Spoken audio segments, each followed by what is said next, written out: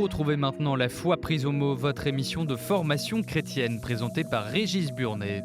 Aujourd'hui, Matteo Ricci avec le père Michel Masson, jésuite de l'Institut Ricci, et Frédéric Wang, professeur à l'INALCO. Bonjour et merci de nous retrouver pour votre rendez-vous hebdomadaire de formation chrétienne, La foi prise au mot. Alors, nous fêtons cette année le 4e centenaire de la mort du jésuite Matteo Ricci, qui fut astronome, musicien, linguiste et qui fut l'un des fondateurs de la mission jésuite en Chine. Alors, qui fut Matteo Ricci? Pourquoi a-t-il eu autant d'importance? Pour partir à la découverte de cette figure attachante, deux invités, le père Michel Masson, bonjour. Bonjour. Vous êtes jésuite, vous avez enseigné à l'université chinoise de Hong Kong et vous êtes aujourd'hui le président de l'Institut Ricci pour les études chinoises. Frédéric Wang, bonjour. Bonjour. Vous êtes spécialiste du confucianisme, vous êtes également professeur à l'INALCO, donc l'université qui permet d'apprendre les langues asiatiques, et vous êtes membre du Centre d'études chinoises. Alors, tous les deux, je vous propose de partir à la découverte de Matteo Ricci en suivant plus ou moins sa biographie, ce qui nous permettra à l'occasion de voir quelle a été son importance et quelle est sa postérité. Alors, Matteo Ricci est né en 1552, il rentre chez les jésuites en 1571. J'ai envie de vous demander, Père Masson, quel est l'état de la compagnie de Jésus à cette période-là? On n'est pas très loin de la fondation finalement. Non, en 1571, on n'est pas très loin. La fondation officielle, c'est 1540. Ben, autour de 1580, si vous voulez, c'est-à-dire quand Ricci arrive en Chine, il y a 5000 jésuites quand même. Et les deux principales zones d'activité, ce sont les collèges. Donc il y a à peu près 154 collèges, surtout en Europe. Et puis alors les missions. Alors pourquoi les missions? Ben, c'est la suite des grandes découvertes. Et il faut se rappeler juste au début du XVIe siècle, c'est-à-dire entre 1552, ben, les Portugais vont découvrir progressivement l'Inde, la Chine, le Japon. Et puis tout de suite après, alors ça va être le Brésil, le Pérou, le Mexique. Donc les missions. Et alors ce qui se trouve, c'est qu'à cette époque, alors, il y a une division du travail, pour ainsi dire. Oui. C'est-à-dire les Espagnols vont aller en Amérique latine, surtout, sauf le Brésil. Et les Portugais ont droit à tout le reste, c'est-à-dire à l'Inde, donc à la Chine et au Japon. Et alors, ce qu'il faut quand même souligner, parce que c'est quand même un peu impressionnant, combien y avait-il de Portugais au Portugal à cette époque-là? Il y en avait à peu près 1 300 000. Et ils sont en charge de tout cet immense territoire. Alors, c'est là qu'arrive François Xavier en 1551, oui. 1550 à peu près. Oui. Et il découvre au Japon, ben, il dit quand même des gens très cultivés, des gens avec qui on peut parler, des gens avec qui on ne peut pas prendre des airs de supériorité. Oui. Et en plus, il découvre que les Japonais lui disent toujours, mais écoutez, si tout ce que vous nous racontez, là, le christianisme, c'est bien comme ça, pourquoi les Chinois ne nous en ont-ils jamais parlé? Alors il se dit, donc les maîtres des Japonais sont les Chinois, donc il faut aller en Chine. D'accord. Alors il essaye d'aller en Chine, mais il n'y arrive pas, il meurt juste en face, parce que la Chine, à cette époque-là, est plutôt fermée au public. Je crois que monsieur Wang, là-dessus... Voilà, expliquez-nous un peu, on est dans quel état en Chine là, à ce moment-là? On est donc dans les années 1570. Alors, on est bien vers la fin des Ming, qui est une très grande dynastie chinoise, et la dernière avant, bien sûr, l'arrivée des Mandchous. Les Ming commencent aussi à connaître des difficultés financières, difficultés à la cour. En revanche, au XVIe siècle,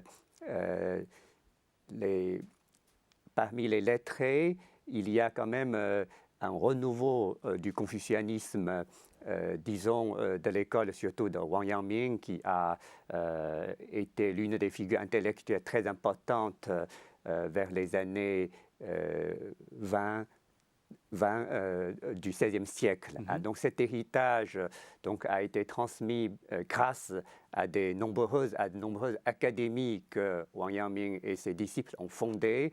Donc il y a quand même liberté d'esprit qui a promu grâce à l'école intuitionniste de Wang Yangming qui essaie de sortir de l'orthodoxie de l'école de Zhuxi, donc l'autre néo-confucéen de l'époque des Song qui a fait la synthèse des courants néo-confucéens. D'accord. Donc, on est plutôt dans une phase d'ouverture. Voilà, finalement. donc il y a quand même cette ouverture et bien immédiatement avant l'arrivée de Matteo Ricci, il est vrai que la Chine a été gouvernée par un grand ministre qui s'appelle Zhang Juzheng, donc mort en 1582, l'année que Matteo Ricci arrive en Chine.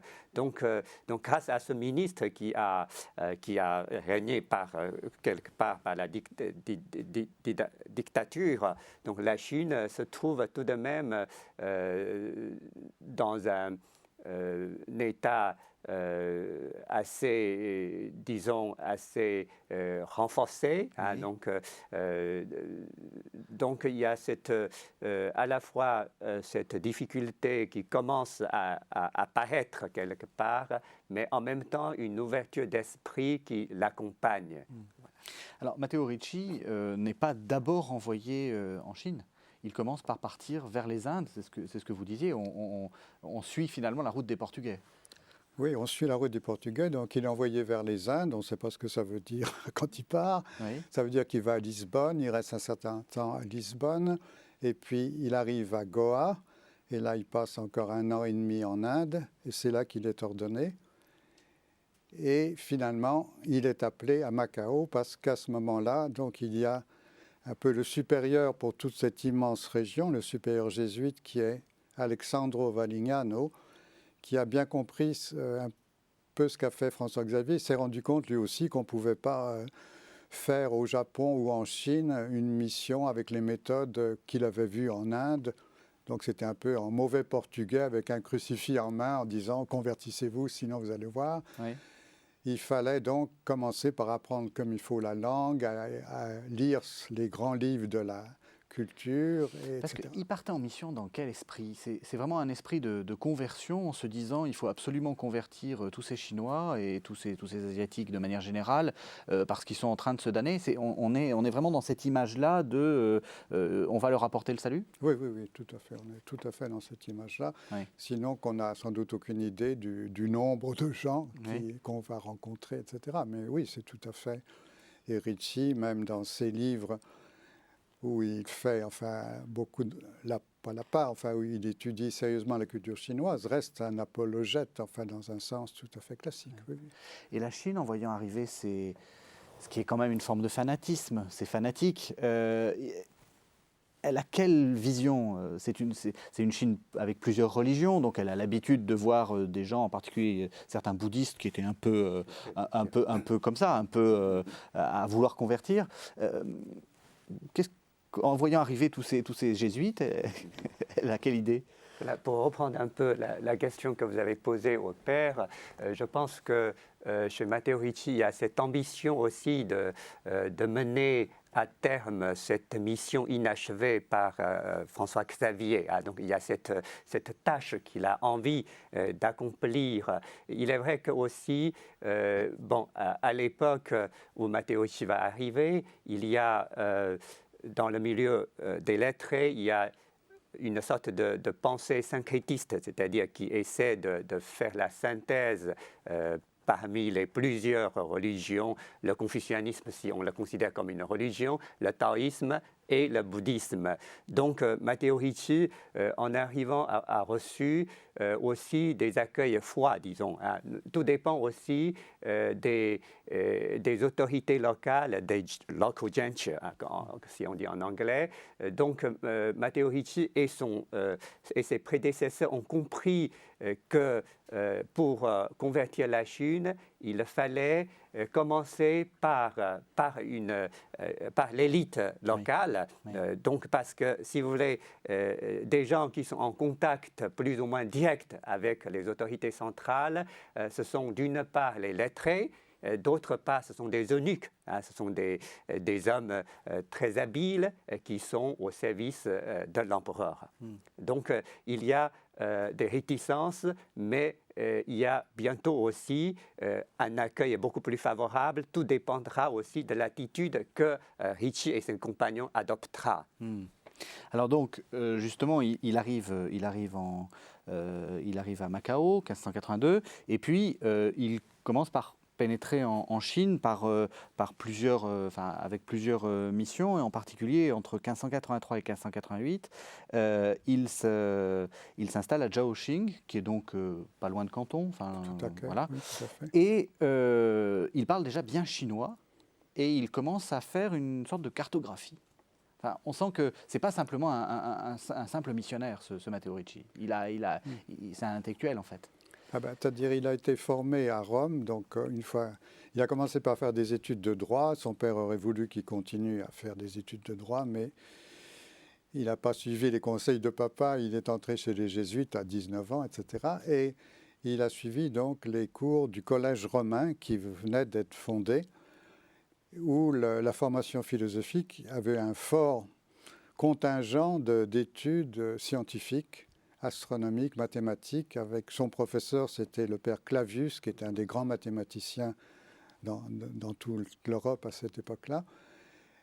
Et en plus, Matteo Ricci a appris à fabriquer des astrolabes, des instruments astronomiques. Enfin, il y avait aussi tout un côté pratique dans sa personnalité. Mais c'était simplement là. Et alors vous dites la carte. Oui, la carte, personne n'avait prévu ça. C'est une carte qu'il avait apportée avec lui, qu'il a mis sur le mur de sa maison, sans imaginer que les gens allaient rester bouche bée devant cette carte, parce que c'est une carte où il y avait des méridiens, des longitudes, où il y avait un tas de régions inconnues des Chinois, évidemment, les deux Amériques, la face ouest de l'Afrique, le détail de l'Europe. Et alors c'est là que ça a mis en branle, alors, je dirais, cet autre aspect de la mission, c'est-à-dire cet échange scientifique, de connaissances scientifiques de part et d'autre. Oui, parce que cette carte, alors je n'ose pas prononcer son nom, non, surtout pas. Son nom chinois, ça serait, peut-être que je vous le laisserai faire. C'est en fait une carte qui reprend une partie des connaissances des Occidentaux, mais qu'il rédige en chinois et où il se sert aussi des connaissances asiatiques. Enfin, c'est la première synthèse, la première rencontre intellectuelle, on peut dire ça comme ça? Bien sûr, parce que ce map-monde que Matteo Ricci a montré pour la première fois n'a pas empêché de choquer parce que d'emblée, les lettrés chinois et ses visiteurs ont constaté que finalement la Chine n'était pas si grande que ça. Ça, c'est première chose. D'autre part, comme on a toujours enseigné aux Chinois que la Chine est bien le centre du monde, et ils ont découvert que la Chine, finalement, était un tout petit coin au milieu de tout le reste. Donc ça a choqué, et Matteo Ricci était même obligé de réajuster et de repartir avec un autre centre qui est la Chine pour en fait satisfaire cette curiosité des lettrés de l'époque. Voilà, c'était bien le premier contact. Il a mis la Chine au centre et il a organisé des deux côtés. Dès ce premier contact, disons intellectuel, Matteo Ricci a su s'adapter au ton chinois. Donc c'est ça vraiment le point fort qui va marquer toute la mission de Matteo Ricci et jusqu'à sa mort.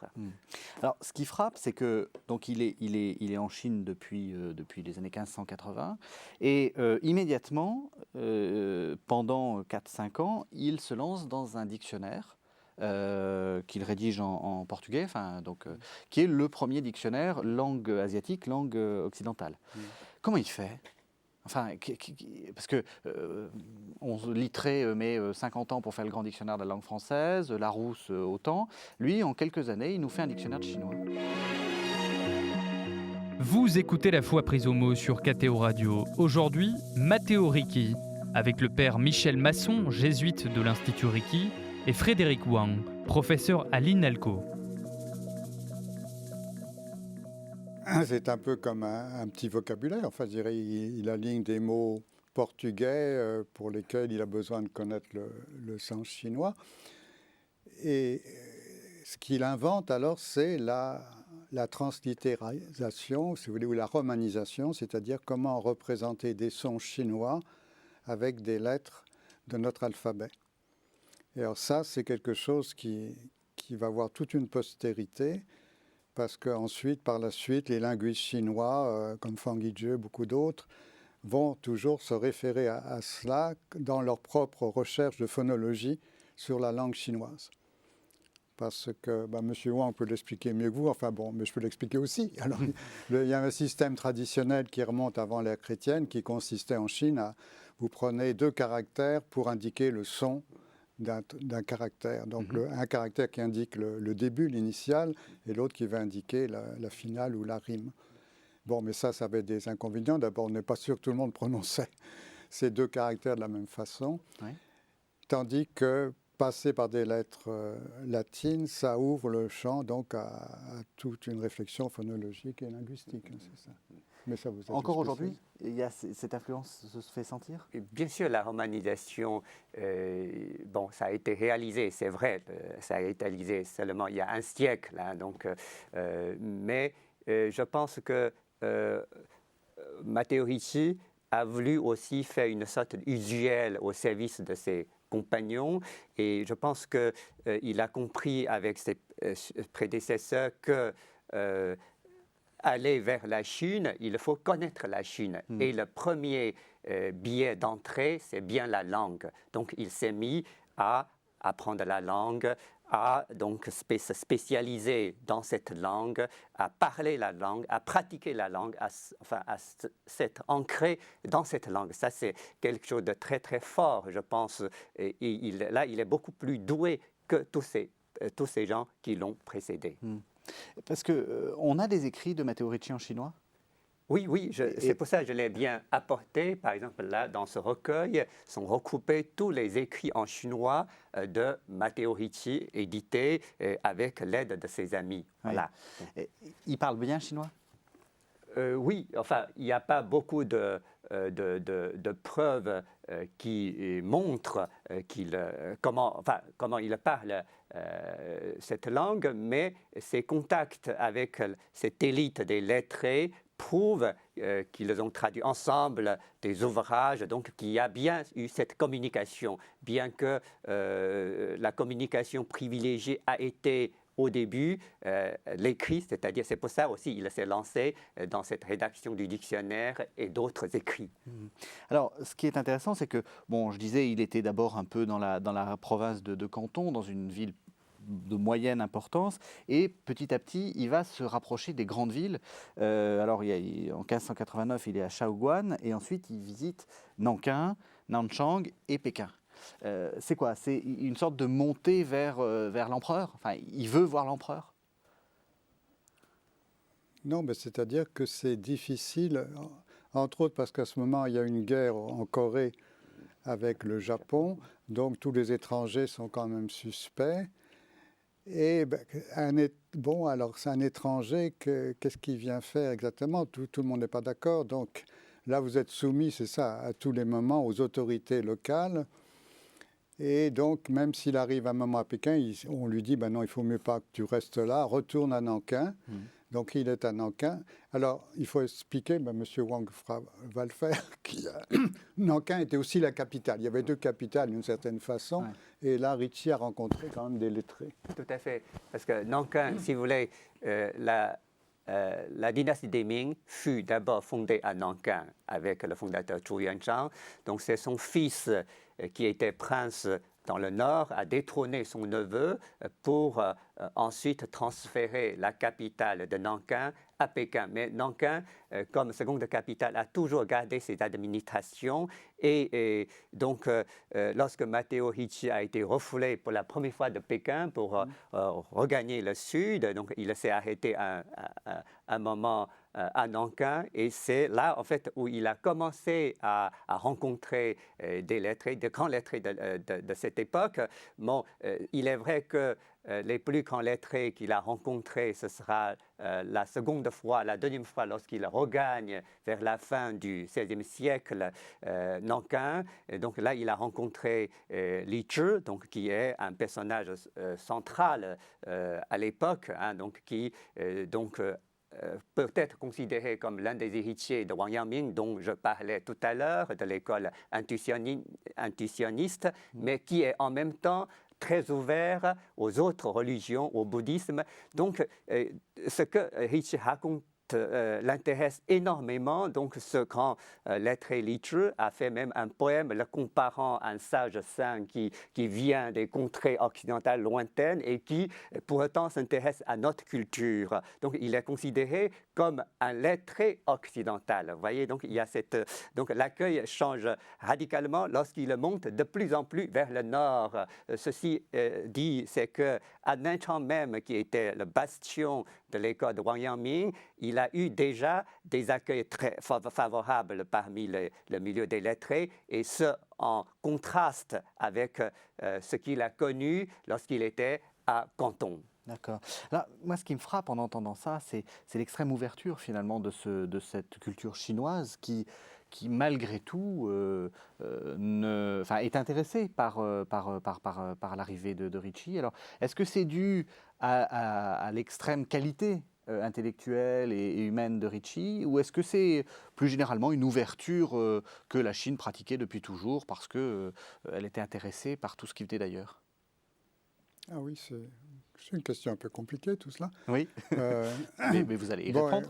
Oui, mais certainement il faut mettre énormément sur le compte de la personnalité de Ricci, y compris sans doute de sa résistance physique, à supporter toutes ces choses, parce que tous ces voyages étaient épuisants de toute façon.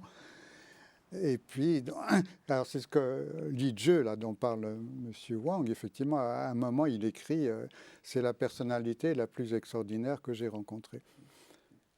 Mais en même temps, il dit, mais s'il croit qu'il va pouvoir remplacer le confucianisme par le christianisme, alors là, il se trompe, et je me demande finalement pourquoi il est venu. Ouais. Enfin, c'est assez remarquable. D'autre part, oui, il y a une ouverture de la culture chinoise au long des siècles à d'autres choses. Enfin, il y a des musulmans qui sont ministres d'État, il y a des juifs aussi, je crois, qui atteignent des positions. Donc, il y a une ouverture. Mais en même temps, c'est sûr que Ricci arrivant avec toute cette civilisation occidentale, enfin, c'est énorme. Enfin. Oui. Disons que l'ouverture est relative des deux côtés.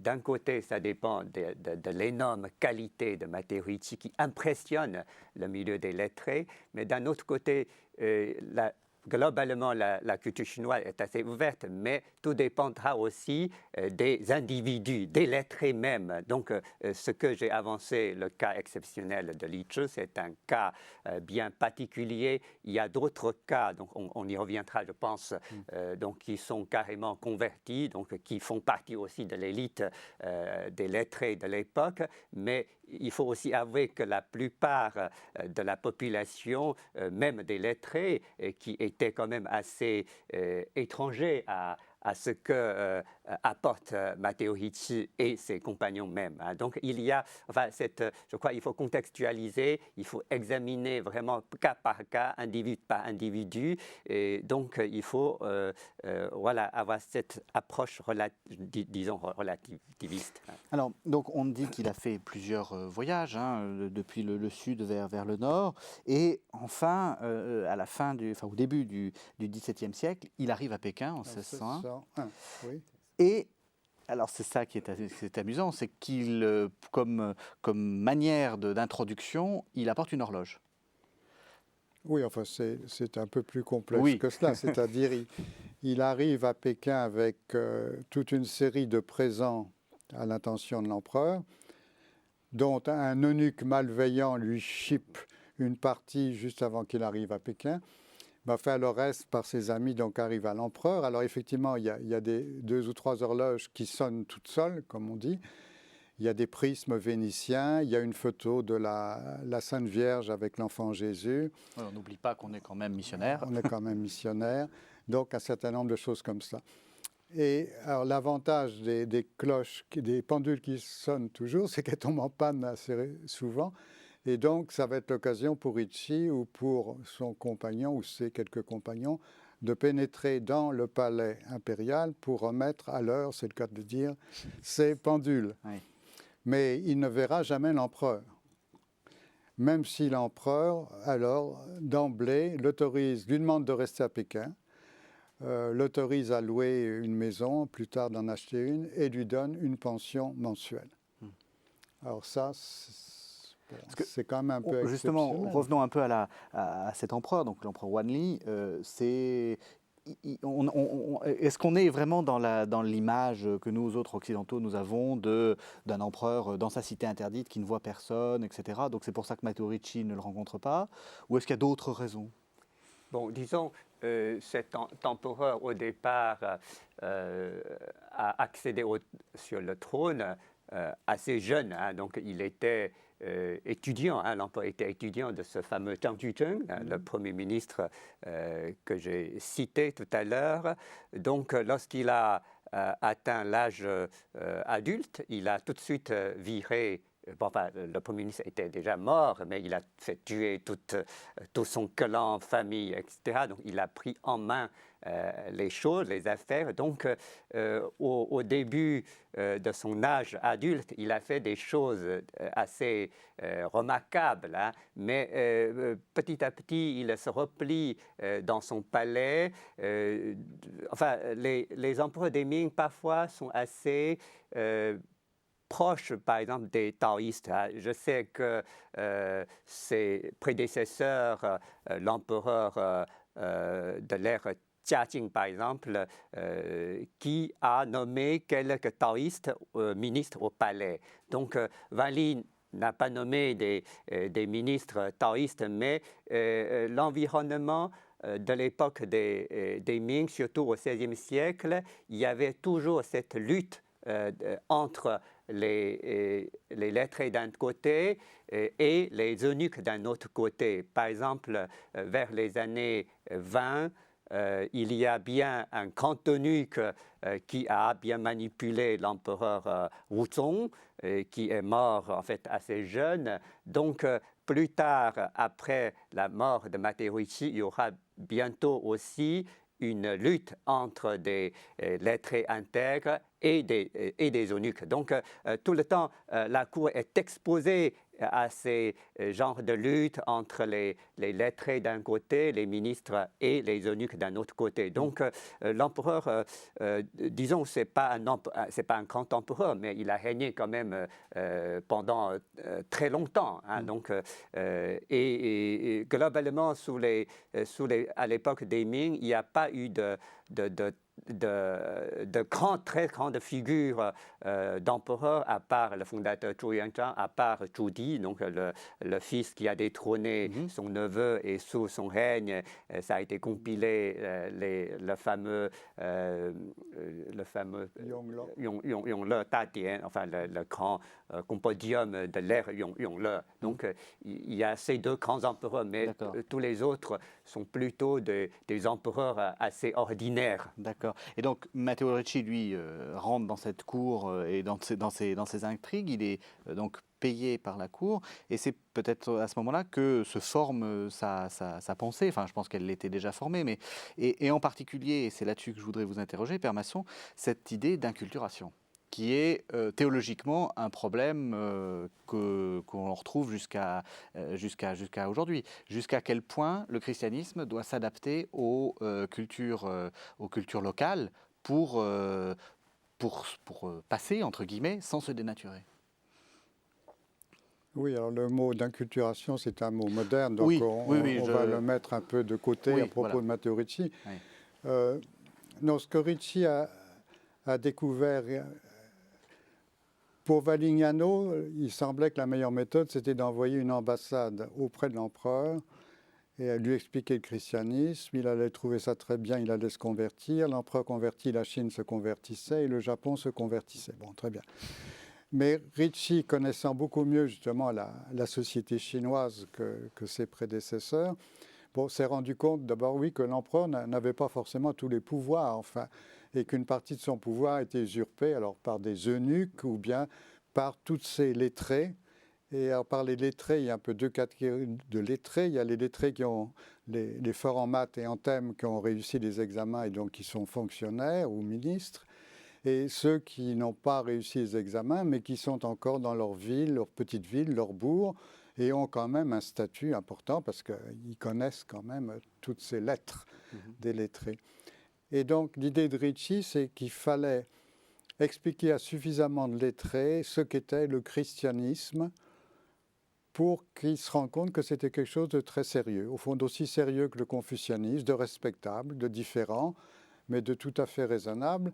Et donc, on arrive à une espèce de consensus où on va pouvoir dire, mais oui, le christianisme peut très bien être autorisé en Chine. C'était là la question. Et alors, pour ce faire, donc, il parle avec les lettrés, c'est-à-dire, il ne va pas dire aux lettrés, tous les lettrés qui rentrent, venez dans notre église, on va vous faire un sermon. Non, il va aller voir dans les académies, là, ces espèces de clubs politiques où on discute d'un tas de choses. Il va éviter de les choqués avec peut-être, par exemple, des images de la Passion pour lesquelles ils ne sont pas prêts. Il va reconnaître, comme beaucoup d'entre eux, que pas mal de ces cérémonies à l'égard de Confucius ou à l'égard des ancêtres, c'est simplement des marques de respect, que ça n'a rien de superstitieux ni de proprement religieux. Donc voilà, c'est ce genre de choses. Mais donc on peut appeler ça un respect ou une espèce d'accommodation, d'accommodement culturel. Mais on voit très bien, d'après les lettres de Ricci, que quand il s'agit alors vraiment de gens qui veulent devenir chrétiens, alors là, c'est beaucoup plus strict. Et donc, on va leur demander, par exemple, vous mentionnez là, vous connaissez ce Paul Lee ? Oui. Oui, alors racontez-nous, Paul Lee. Ah ben non, c'est à vous de me raconter. Paul Lee, non ? Donc, qui avait beaucoup de livres d'astrologie, de choses comme ça. Eh bien, au moment où il se convertit, avant qu'il soit baptisé, il brûle tous ses livres. Oui, un peu comme Saint Paul oui. qui fait brûler à Éphèse les livres de magie. Oui. Mais justement, ça pose quand même, je reviens aussi à cette question. Est-ce que jusqu'à quel point on peut aller ? Vous avez dit, bon, on laisse tomber la Passion, on permet d'autres célébrations. C'est pas du goût de tout le monde, ce genre de choses. Il y en a qui vous disent, le christianisme, c'est un pack et on prend tout. Vous écoutez La Foi prise au mot sur KTO Radio. Aujourd'hui, Matteo Ricci, avec le père Michel Masson, jésuite de l'Institut Ricci, et Frédéric Wang, professeur à l'INALCO. Oui, mais on ne leur demande pas de prendre tout à ces lettrés, on leur demande de comprendre comment, voilà, là il y a un ensemble qui est tout à fait respectable, c'est tout. Alors qu'après, qu'il y ait des complications, ça, c'est tout à fait d'accord. Même sur ces cérémonies à l'égard certainement des ancêtres, les lettrés avaient sans doute des positions différentes les uns des autres. Et puis de toute façon, même ceux qui disaient tout ça, c'est pas des trucs de bonnes femmes, donc c'est pas des superstitions. Puis quand ils se retrouvaient pour l'enterrement de la grand-mère dans leur ville natale avec toute la famille et tout, là, il y avait des situations où ça devenait religieux. Et ça, c'est des problèmes, qui continuent d'une certaine façon. À Taïwan, même par exemple, si vous avez des familles où le fils aîné s'est converti au christianisme. Mais étant le fils aîné, c'est encore lui justement qui a à conduire certaines cérémonies pour le Nouvel An chinois ou pour un enterrement. Et effectivement, c'est quelque chose qui est un peu difficile à gérer. Et qu'on gère comment ? Eh bien, qu'on gère comme on peut. Justement, on a parlé donc de ce Li Pol ou Li Yingxi, là, qui était donc manifestement un astrologue, une personnalité assez remarquable. Ces conversions ont fait peur ou comment la culture chinoise comprend ce changement de religion finalement ? C'est-à-dire, la conversion se fait peur, oui, enfin pour la plupart de la population, il faut le dire, mais je pense que la manière dont Matteo Ricci fait avancer les choses qui, donc, parfois arrivent à convaincre. Matteo Ricci, ce n'est pas quelqu'un qui se hâte à convertir les gens, même si parmi ses amis, il attend toujours les moments opportuns. Il attend, par exemple, il y a un de ses amis qui s'appelle Wang Cheng, il a une concubine. Alors, donc ça, ce n'est pas concevable de le convertir. Donc, il faut attendre qu'il répudie. Enfin, il ne l'a pas répudiée, cette concubine, mais il l'a gardée à la maison, mais il renonce à ce qu'elle soit sa seconde épouse pour la convertir. Vous voyez, il y a tas d'accommodations, comme vous l'avez dit. Je crois que Ricci croit à deux choses. D'abord, la rigueur morale, hein, et ensuite la rigueur scientifique. C'est par ce biais-là qu'il essaie de propager la foi chrétienne. Et donc, même Xu Guangqi, donc son collaborateur le plus proche, ce n'est pas lui-même qui l'a converti, Matteo Ricci. Donc, bien qu'il l'ait rencontré à Nankin, parce que c'est à Nankin qu'il a rencontré aussi Jiao Hong, le maître de Xu Guangqi. Donc, Xu Guangqi était encore très jeune à l'époque, donc je pense qu'il l'a fréquenté. Mais donc, c'est en prouvant par le temps qu'il est un homme intègre, moral et rigoureux, donc qu'il arrive à convaincre. Mais cela dit, comme l'a indiqué Père Masson, seulement à sa mort, à la mort de Matteo Ricci, en Chine, il n'y a que 8 jésuites convertis, enfin chinois convertis jésuites, et 1% seulement des chrétiens appartenant à l'élite mandarinale. Vous voyez, tout est assez relatif. Donc, il est vrai qu'il s'adresse à cette élite, mais tout de même, il n'oublie pas non plus le bas peuple. Vous voyez, donc il y a cette accommodation constante de Matteo Ricci qui sait toujours s'adapter à la situation concrète. Alors, vous avez mentionné, alors j'ose à peine le prononcer, Xu Guangqi, qui est donc un lettré manifestement très remarquable avec qui il travaille. Et son travail est intéressant parce que non seulement ça lui permet d'apporter la culture occidentale en Chine, mais surtout, il traduit en latin, qui était la langue de culture de l'époque, les grands classiques confucéens. Donc il nous fait connaître, il fait connaître aussi à l'Occident toute cette culture chinoise. Ce rôle est important, va être important ensuite pour le monde intellectuel occidental, ou est-ce qu'on l'oublie complètement? C'est-à-dire pour cette traduction, on a du mal à suivre exactement ce qui est arrivé à cette traduction en latin des quatre livres, justement, qu'il présente justement comme les 4 livres sur les bonnes mœurs. Donc c'est vraiment un ouvrage de morale qu'il recommande. Enfin, il écrit dans ses lettres, il en parle aussi. Mais où Ricci va transmettre le plus de la Chine à l'Occident, ça va être dans son journal qu'il écrit quand il est à Pékin, plutôt à la fin de sa vie, où il raconte tout ce parcours, les rencontres qu'il a faites, les problèmes que ça a pu causer, etc. Et alors ce journal va être très vite, qui est en italien, va être traduit en latin par Nicolas Trigault, qui est un jésuite belge qui est en Chine à ce moment-là. Et à partir de ce texte latin, ça va être traduit aussi dans différentes langues occidentales. Donc c'est ce qu'on appelle l'expédition chrétienne en Chine. Ça a été publié encore par DDB il y a une quinzaine d'années. Et alors ça va être la source quand même, que c'est le genre de livre que vont lire des gens après, comme Voltaire, comme les encyclopédistes, Montesquieu, etc. Et donc, Moïse ou la Chine, comme dira Pascal. Ensuite, il biffera l'expression, je crois, mais Moïse ou la Chine. Alors, Matteo Ricci meurt donc le 11 mai 1610, d'où notre célébration du 4e centenaire, à Pékin. Et ce qui est très particulier, c'est qu'il est enterré à Pékin, malgré l'interdiction d'intérêt des Occidentaux à Pékin. Pourquoi? Pourquoi? Bien, tout à l'heure, on parlait de Xu Guangqi, donc, qui aidait Matteo Ricci à traduire les éléments d'Euclide, la version de Clavius, donc son maître de Rome. Donc, cette traduction qui n'a pas été complète, qui a beaucoup marqué l'histoire des sciences en Chine. Même aujourd'hui, dans l'enseignement des mathématiques de géométrie, on continue à utiliser ce vocabulaire utilisé par Ricci et Xu Guangqi.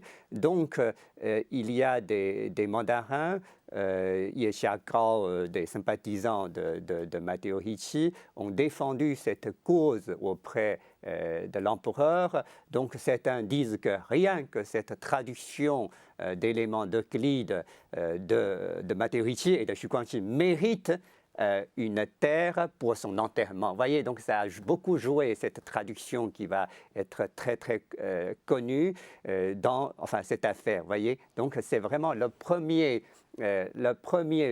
personne qui a obtenu cette autorisation impériale d'être enterrée à Pékin. Donc, c'est grâce à son œuvre, c'est grâce à son apport qui est double, à la fois, comme le dit le père Masson, de transmettre à l'Occident des sources qui seront utilisées, interprétées par les penseurs des Lumières, même s'ils ne sont pas ses amis, mais aussi cet apport à la Chine des sciences avancées de l'Occident et qui font ressortir de l'oubli l'esprit scientifique des Chinois de l'époque. Voilà.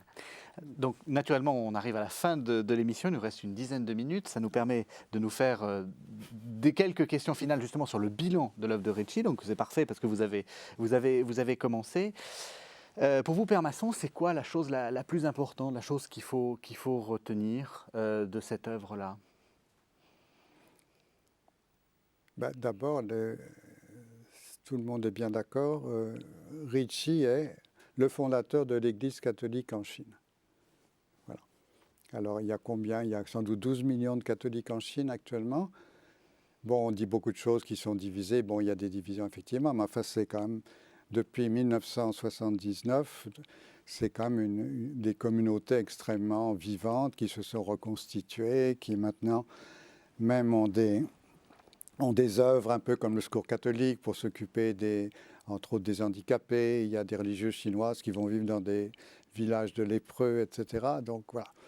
Donc tout cela, c'est l'héritage de Matteo Ricci du point de vue catholique. Et alors ce qu'il faut peut-être souligner, parce que ça c'est peut-être moins évident, c'est que pendant 2 siècles, en gros après Matteo Ricci, quand même, bon, la majorité des chrétiens, et de plus en plus au XIXe siècle, ont été des gens sans instruction. Puisque à cause de la querelle des rites, justement, les catholiques, les chrétiens, les catholiques à cette époque-là, ne pouvaient pas devenir magistrats parce qu'il aurait fallu qu'ils fassent donc certaines de ces cérémonies dont Rome ne voulait pas. Donc ce qui fait que le catholicisme s'est développé en Chine pendant 2 siècles et demi, quand même sur un fond de on n'étudie pas, l'étude ne sert à rien. Alors il y avait quand même des gens de talent, mais ces gens de talent, comme certains, par exemple la famille Zhu de Shanghai, se sont lancés dans les armateurs, enfin ils avaient des bateaux, etc. Mais alors, dès les années 1910, vous avez quand même quelques intellectuels chinois, là justement, comme Ma Xiangpo et Ying Lianzhi, qui disent, mais attention, le catholicisme en Chine, c'est pas uniquement un truc un peu bête, ou même ce que dit le missionnaire en chair le dimanche, avec son mauvais chinois. Il y a les écrits de Ricci et de ses successeurs immédiats, et donc le catholicisme, bon, est peut-être culturellement une minorité en Chine, bon, oui, certainement, mais en même temps, il est enraciné au départ par cet étranger dans l'histoire nationale et culturelle chinoise. Et alors ça, je crois que c'est très important pour les catholiques en Chine maintenant. Et la Chine est consciente du rôle qu'a joué Matteo Ricci dans son histoire. Vous avez parlé des éléments d'Euclide, mais on le voit comment ? Surtout après quand même de nombreux bouleversements au cours du XXe siècle, où j'imagine qu'il a dû faire partie des choses à combattre pendant la Révolution culturelle au moins. Même s'il a fait partie des choses à combattre, mais il y a un engouement réel actuel sur Matteo Ricci et sur son héritage. Je crois que Matteo Ricci, même si du point de vue occidental, même si la sinologie chose ultérieure, mais Matteo Ricci a bien contribué à cette discipline qui prendra forme plus tard, parce que c'est quelqu'un qui est extrêmement cultivé, qui parle la langue chinoise, qui l'écrit et qui échange directement avec ses amis, ses convertis aussi, y compris chinois, et qui y vit en fait en Chine pendant quand même plus de moitié de sa vie. Donc c'est une œuvre énorme. Donc en Chine, je vous disais tout à l'heure que par exemple, rien qu'à l'université des langues étrangères, il y a une centaine d'étudiants qui se mettent à étudier le latin, qui se mettent à étudier la sinologie, qui n'est pas un objet pour nous ici, un objet d'étude, mais qui devient un objet propre d'étude en Chine. Et on commence aussi à étudier, bien sûr, Matteo Ricci compris, tous ces, disons, pères fondateurs. Donc il y a une actualité de son héritage dans la Chine actuelle. Cette question de la querelle des rites et cette question aussi alors j'ai parlé d'inculturation. Bon, c'est une question encore importante. Et est-ce que Matteo Ricci est disons, une orientation ou une base de réflexion pour l'adaptation finalement du christianisme à des cultures locales, à votre avis? Je sais que le problème est complexe et que... Non, oui, c'est-à-dire le nom de Matteo Ricci est souvent cité dans des documents officiels de l'Église ou dans des revues missionnaires en disant, voilà, c'est le modèle. Bon, mais moyennant quoi, il faut savoir que les circonstances ont totalement changé, il faut savoir dans quel pays on est. Et puis aussi, tous les missionnaires n'ont pas la personnalité de Matteo Ricci. Bon, alors, mais si on reprend le terme d'inculturation, qui veut dire, je crois, deux choses. D'une part, qu'il y a des idées, des idéaux de l'Évangile qui pénètrent dans la société, c'est-à-dire que ce n'est pas uniquement des conversions individuelles, il doit y avoir une influence, je dirais, de valeurs évangéliques dans une société. Bon, déjà, les chrétiens en Chine, pas simplement les catholiques, ils sont souvent appelés actuellement des communautés éthiques, c'est-à-dire des communautés où il y a des valeurs qui sont affirmées, qui sont maintenues. Et bon, plus ces œuvres caritatives. Mais même au-delà, alors il y a aussi des articles par un certain nombre d'universitaires qui disent que c'est au-delà des communautés chrétiennes, il y a une influence du christianisme comme culture. Alors ça peut être Mozart, ça peut être... la peinture, ça peut être la littérature, plus aussi tout ce qui, certains diront, ce qui du christianisme est passé à travers la modernisation même de la Chine. Donc il y a une influence du christianisme effectivement dans la société chinoise qui est peut-être beaucoup plus grande qu'on l'imagine.